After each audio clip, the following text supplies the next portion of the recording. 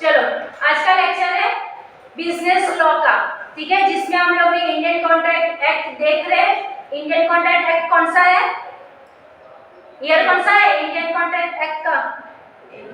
1872। इसमें हमारा चालू है मॉड्यूल 2, ठीक है। मॉड्यूल 1 कंप्लीट हुआ था, मॉड्यूल 2 भी आज कंप्लीट हो जाएगा। हम लोग ने आंसर्स देख लिए थे फर्स्ट वाला, राइट ना? याद है क्या है कंसेंट एंड फ्री कंसेंट? फिर क्वेश्चन 2 भी देख लिया था, वॉइड एग्रीमेंट, ठीक है। ये वॉइड एग्रीमेंट भी हो गया था। ये आप लोग को रिमाइंडर के लिए रखा है कि याद रहे कि हम लोग ने यही आंसर देखे, ठीक है। क्वेश्चन 3 लास्ट लेक्चर में ही देखा, ई कॉन्ट्रैक्ट, ठीक है, और उसको रिगार्डिंग लीगल इश्यूज, फॉर्मेशन में कौन कौन से लीगल इशू आए थे ई कॉन्ट्रैक्ट के लिए, फाइन। और अभी है हमारा ये लास्ट, ये सब पार्टीज थी उसके, कौन कौन से पार्टी, कौन सी पार्टी? डीजे वाली पार्टी ठीक है, डीजे वाली पार्टी नहीं है। आजा fourth answer. Okay, next last question है हमारा, explain the meaning of discharge by breach of contract. Breach का मीनिंग पता है? तूने मुझे ब्रीच किया नहीं पता है कॉन्ट्रैक्ट को तोड़ना, धोखा देना, ठीक है। ये क्या होगा? Discharge by breach of contract and discharge by operation of law. अब यहाँ पे जो मोड्स ऑफ डिस्चार्ज है, डिस्चार्ज ऑफ कॉन्ट्रैक्ट के मोड्स बहुत सारे हैं, लेकिन उसमें से हमें एक्सप्लेन कौन सा करना है? By breach of contract and by operation of law. ये दो ही हमें एक्सप्लेन करने हैं, ठीक है। तो इसके अंदर आपके देखो, पहले तो मोड्स ऑफ डिस्चार्ज लिख दो कितने हैं, एग्जाम में भी यही करना, आपको पहले लिख लेना है। Discharge of contract means termination. Termination का मीनिंग क्या होता है? अगर हम दोनों के बीच में कोई कॉन्ट्रैक्ट है, रिलेशन है, तो उसको खलास करना, दैट इज द टर्मिनेशन, ठीक है। Termination, the discharge of contract means termination of contractual relationship between the parties. दो पार्टी के बीच में या दो से ज्यादा पार्टी के बीच में, ठीक है, पार्टीज के बीच में कोई भी रिलेशनशिप है, कौन से? कॉन्ट्रैक्चुअल, ठीक है। फिर वो कौन से भी रिलेशनशिप हो सकते हैं, तो उसको क्या करना है? टर्मिनेट करना, यानी कि एंड करना, आपके कॉन्ट्रैक्ट को खलास करना। The rights and obligation created by contract come to an end. फिर उसके थ्रू जो भी राइट्स, अगर आप लोग ने कॉन्ट्रैक्ट किया है, ठीक है, तो उसके बीच में, आपके बीच में जो भी राइट्स एंड ऑब्लिगेशन आए रहेंगे, वो सब, अगर कॉन्ट्रैक्ट खलास, तो वो जो भी राइट्स और ऑब्लिगेशन रहेगा वो भी खलास। अब कॉन्ट्रैक्ट में भी डिस्चार्ज, अब बहुत सारे मोड्स है उसके अंदर कि किस तरह से डिस्चार्ज हो सकता है, जैसे कि बाय परफॉर्मेंस, बाय एग्रीमेंट और कंसेंट, ठीक है, बाय एग्रीमेंट और consent, by impossibility, by lapse of time, by operation of law और बाय ब्रीच ऑफ कॉन्ट्रैक्ट। तो ये कुछ मोड्स है उसके, इसमें से हम लोग को हमें यहाँ पे बोला कौन सा है? सिर्फ ऑपरेशन ऑफ लॉ और ब्रीच ऑफ कॉन्ट्रैक्ट, राइट ना? ये दो ही हमें क्वेश्चन में पूछा है, तो दो ही हमें एक्सप्लेन भी करना है, by breach of contract and by operation of law. ये दो ही पूछे तो दो ही हमें एक्सप्लेन भी करना है। ये डायग्राम, ये पूरा जो ये है ना, वही डायग्राम यहाँ पे लिखा है कि discharge of contract by performance. तो बाय परफॉर्मेंस में वापस दो, एक है एक्चुअल और एक है अटेम्प्टेड, ठीक है। फिर बाय एग्रीमेंट, बाय कंसेंट, तो by express consent, by implied consent, express and implied. इसके अंदर कुछ पॉइंट्स है, novation, rescission, alternation, remission, waiver और मर्जर। फिर by impossibility of performance, known to the parties, unknown to the parties and surviving impossibility. by lapse of time, lapse of time यानी क्या होता है? by lapse of time यानी time miss कर जाना। आपको जो टाइम पे कॉन्ट्रैक्ट में बोला है कि ये टाइम पे आपको ये चीजें करनी है, लेकिन आप वो कर नहीं पा रहे हो, तो भी हम लोग क्या करते हैं? कॉन्ट्रैक्ट को तोड़ सकते हैं, ठीक है। फिर ऑपरेशन ऑफ लॉ, यही हमें करना है, फाइन। इसमें तो कौन कौन से है? डेथ है, डेथ यानी क्या? आदमी ऊपर पहुंच गया क्या ठीक है, तो डेथ। उसके बाद है मर्जर, फिर insolvency, unauthorised alternation in terms of contract rights and liabilities vesting in the same person. ये ऑपरेशन ऑफ लॉ के अंदर इतने पॉइंट्स आपको एक्सप्लेन करने हैं, और ब्रीच ऑफ कॉन्ट्रैक्ट के अंदर एक ही है, बाय एंटीसिपेटरी ब्रीच, ठीक है। ये डायग्राम आपको पूरा करना है एग्जाम में। चलो तो स्टार्ट करते हैं। आपको पहले क्या बोला था? डिस्चार्ज किसके through? Bye operation of law, ठीक है। अ कॉन्ट्रैक्ट में be discharge independently of the wishes of parties by operation of law. This is include discharge, जैसे कि by death. death यानी क्या हो गया कि in a contract involving person skill or ability the contract is terminated on date of promisor. अगर वहाँ पे जो प्रॉमिस कर रहा है वो बंदा ही उसकी डेथ हो गई तो बाद में कॉन्ट्रैक्ट आगे बढ़ पाएगा नहीं ना, वो तो एंटी होगा तो टर्मिनेट हो जाएगा। फिर बाद में बोला बाय मर्जर। मर्जर का मीनिंग क्या हुआ? मर्जर यानी पता है, यानी कि दो कंपनी है, दो पार्टी है, दोनों एक साथ में आ सकती है, ठीक है। अब यहाँ पे देखो मर्जर क्या है। Merger take place when an inferior right accruing to a party under a contract merge into a superior right accruing to the same party under the same or some other contract. समझ में आया merger यानी क्या? समझो मेरी एक company है, ठीक है, यहाँ पे इंफीरियर और सुपीरियर बोला है। जैसे कि इंफीरियर गुड्स, पता है इंफीरियर गुड्स यानी क्या?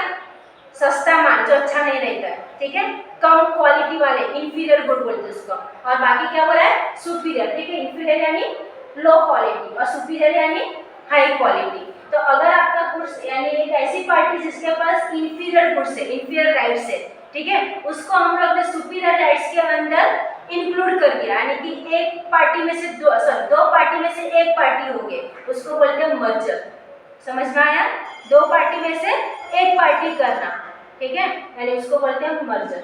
फिर नेक्स्ट है फॉर एग्जांपल, जैसे कि यहाँ पे एग्जांपल दिया, P holds a property under a lease. हाँ, पी के पास एक प्रॉपर्टी है भाड़े पे under a lease. He later buys a property, पहले वो भाड़े से रहता था फिर उसको खरीद लिया उसने। हाँ, he later buys the property. His rights as a lessee merge into his right as a owner. समझ में आया क्या?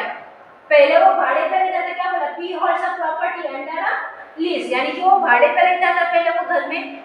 वो प्रॉपर्टी को उसने बाद में क्या किया? लेटर बाइज अ प्रॉपर्टी, यानी कि उसने क्या किया? खरीद ली उसने। क्या खरीद लिया, ठीक है। तो वो उसका राइट वहाँ पे चेंज हुआ कि नहीं हुआ? पहले क्या था? वो भाड़े पे रहता था यानी लेजी था, ठीक है, वो मर्ज हो गया किसके अंदर? Into his rights owner, right ना? समझ में आया? बाद में वो प्रॉपर्टी खरीद लिया, यानी वो भाड़ोती से क्या बन गया? ओनर, ठीक है। नेक्स्ट आपके पास इंसॉल्वेंसी। नेक्स्ट क्या है इसके अंदर? By insolvency. ये सब ऑपरेशन ऑफ लॉ के ही पॉइंट्स है, हाँ, ए बी सी, ठीक है। डेट था, मर्जर था, उसके बाद इंसॉल्वेंसी। इंसॉल्वेंसी यानी क्या? When a person is adjust insolvent. Insolvent का मीनिंग पता है? हम लोग ने अकाउंट में भी पढ़ा insolvent, solvent and insolvent person, partner, याद है क्या? सॉल्वेंट एंड इंसॉल्वेंट, जिसकी लायबिलिटी उसके असेट से ज्यादा रहती है उसको हम क्या बोलते हैं? इंसॉल्वेंट, यानी कि जिसका कर्जा उसकी जमा पूंजी से ज्यादा है, ठीक है, जो अपने प्रॉब्लम सॉल्व नहीं कर सकता, जो अपने कर्जे सॉल्व भर नहीं सकता, उसको हम क्या बोलते हैं? इंसॉल्वेंट। हाँ, और फिर है यानी कि यहाँ पे भी इसी तरह से, यानी कि अगर समझो दो में से कोई भी एक पार्टी जिसकी लायबिलिटी ज्यादा है, ओके, यानी जो एडजस्ट नहीं कर पा रहा है अपने बिजनेस को, तो उसके यानी कि बाय इंसॉल्वेंसी भी हम क्या कर सकते हैं? वो कॉन्ट्रैक्ट को तोड़ सकते हैं, ओके। ये हुआ आपका बाय इंसॉल्वेंसी। फिर नेक्स्ट है by unauthorised alternation of terms of return agreement, यानी आपने जो रिटर्न एग्रीमेंट दो पार्टी के बीच में कुछ एग्रीमेंट हुआ है और उसको अनऑथराइज्ड यानी कि लीगली नहीं, ठीक है, उसके अंदर अल्टर किया यानी अल्टर का मीनिंग पता है? ऑलरेडी आपने जब पार्टीज क्रिएट की, दो के बीच में कॉन्ट्रैक्ट हुआ तो आप लोग ने कुछ एग्रीमेंट किया रहेगा, ठीक है, लेकिन विदाउट एक दूसरे पार्टी के कंसेंट से, अगर आप लोग ने समझो वहाँ पे दोनों की म्यूचुअल कंसेंट रहेगा, लेकिन वहाँ पे कुछ टर्म्स एंड कंडीशन किसी एक पार्टी ने चेंज कर दिया विदाउट ऑथराइज्ड, ठीक है, तो उसको बोलते हैं अनऑथराइज्ड अल्टरनेशन, चेंज करना आपके एग्रीमेंट में, ठीक है, तो उसको बोलते हैं बाय अनऑथराइज्ड, यानी कि कॉन्ट्रैक्ट के अंदर जो भी टर्म्स एंड कंडीशन के अंदर चेंजेस लाना without consent of other party, without consent of other party, उसको बोलते हैं अनऑथराइज्ड अल्टरनेशन। मीनिंग समझ में आया है? ठीक है, तो अगर समझो मेरी मर्जी है लेकिन दूसरे की मर्जी नहीं है, मैंने कोई चेंजेस कर दिया लेकिन सामने वाले पार्टी को पूछा तक नहीं, ठीक है, तो वो हो गया अनऑथराइज्ड अल्टरनेशन। कभी भी हम लोग कॉन्ट्रैक्ट को तोड़ सकते हैं, ठीक है, ब्रीच कर सकते हैं। तो बाय अनऑथराइज्ड अल्टरनेशन मतलब पढ़ लेते हैं एक बार, where the party to a contract makes any significant changes in the terms of contract without the consent of other party, the party can avoid the contract, ठीक है। फिर लास्ट का यहाँ पे by rights and liability becoming vested in the same person, ठीक है। फिर last में ये पॉइंट है कि राइट्स एंड लायबिलिटी जो भी है वो पर्सन की वो वेस्टेज हो जाती है इन द सेम पर्सन। ये था आपका पूरा 5 पॉइंट किसके अंदर था, बाय ऑपरेशन ऑफ लॉ, ठीक है। नेक्स्ट है यानी कि डिस्चार्ज है बाय ऑपरेशन ऑफ लॉ। अब नेक्स्ट टॉपिक है discharge by breach of contract. अब इसके अंदर कितने पॉइंट्स है वो देखते हैं। Breach of contract means a breaking of the obligation which a contract imposes, ठीक है। ब्रीच ऑफ क्या है, कॉन्ट्रैक्ट का मीनिंग होता है कि ब्रेक करना यानी कि तोड़ना। ब्रेक करना क्या, ऑब्लिगेशन, जो राइट्स दिए हैं वो राइट्स को तोड़ना, ऑब्लिगेशन जो भी दिए उसको तोड़ना। किस तरह से टूट सकता है वो, तो ब्रीच ऑफ कॉन्ट्रैक्ट में भी एक्चुअल ब्रीच ऑफ कॉन्ट्रैक्ट और सेकंड है anticipatory breach of contract. Actual यानी कुछ हुआ और टूट गया, एंटीसिपेटरी कुछ क्रिएट किया हमने और टूटा, ठीक है। तो ये एक्चुअल और एंटीसिपेटरी। अब एक्चुअल ब्रीच ऑफ कॉन्ट्रैक्ट का मीनिंग होता है द एक्चुअल ब्रीच ऑक्यूर, कब बनता है वो, when during the performance of the contract, यानी जब परफॉर्म कर रहे हैं हम लोग कॉन्ट्रैक्ट में हैं तब, और at the time when the performance of the contract is due, या फिर कुछ कॉन्ट्रैक्ट हमारा यानी कुछ बाकी रह गया तो वन पार्टी आइदर फेल्स और रिफ्यूज टू परफॉर्म, यानी कि उसमें से दो में से कोई एक पार्टी वहां पे रिफ्यूज कर रहा है परफॉर्म करने को या फिर फेल हो रहा है। फेल हो रहा है यानी वो कर नहीं पा रहे वो कॉन्ट्रैक्ट, ठीक है। तब to perform his obligation under the contract, इस तरह से वो कॉन्ट्रैक्ट हम लोग तोड़ सकते हैं। ये इलस्ट्रेशन आप लोग कर लो। उसके बाद नेक्स्ट बोला है anticipatory breach of contract. Anticipatory के अंदर क्या, when a party to a contract refuse perform, यानी कि एक पार्टी है जो रिफ्यूज कर रही है, रिफ्यूज का मीनिंग पता है ना, इनकार कर रही है, ठीक है, वो मना कर रही है। Refuse the perform is part of the contract before the actual time of the performance of the contract due, it is called an anticipatory breach of contract, ठीक है। It may occur by repudiation of contract, that is by express, कैसे, when a party communicates its inability to perform, यानी कोई party वहाँ पे बता रही है कि भाई हम लोग परफॉर्म नहीं कर सकते, इनेबल है, हम लोग परफॉर्म नहीं कर सकते, तब उसको यानी कि in the part of his contract before the time fixed for the actual performance due और बाय इम्पॉसिबिलिटी ऑफ परफॉर्मेंस, यानी कि इम्प्लाइड रेनिएशन, जब here impossibility is created by one party तो contract before the performance is due. ये illustration है, कर लो। फिर उसके बाद कुछ कॉन्सिक्वेंसेस है एंटीसिपेटरीज ऑफ ब्रीच के। कॉन्सिक्वेंसेस में क्या बोला है कि ही मे elect the elect to rescind contract, that is he may treat the repudiation as immediate breach and put an end to the contract, यानी कि तुरंत आपको नहीं करना है तो वो कॉन्ट्रैक्ट तोड़ सकता है। और सेकंड है he may treat contract as a still operative and subsisting the wait for the time of performance and then hold the other party responsible for all consequences of non performance, ठीक है। ये कुछ तो भी था इसके अंदर एंटीसिपेटरी। और लास्ट में measures of damages, last point है इसका मेजर्स ऑफ डैमेजेस। तो इससे कौन कौन से डैमेजेस हो सकता है, अगर समझो आपने प्रॉमिस तोड़ा, ठीक है, यानी कि आपने कॉन्ट्रैक्ट तोड़ा तो ऑफकोर्स डैमेजेस आएंगे उसके अंदर, तो उसके लिए कौन कौन से मेजर्स है।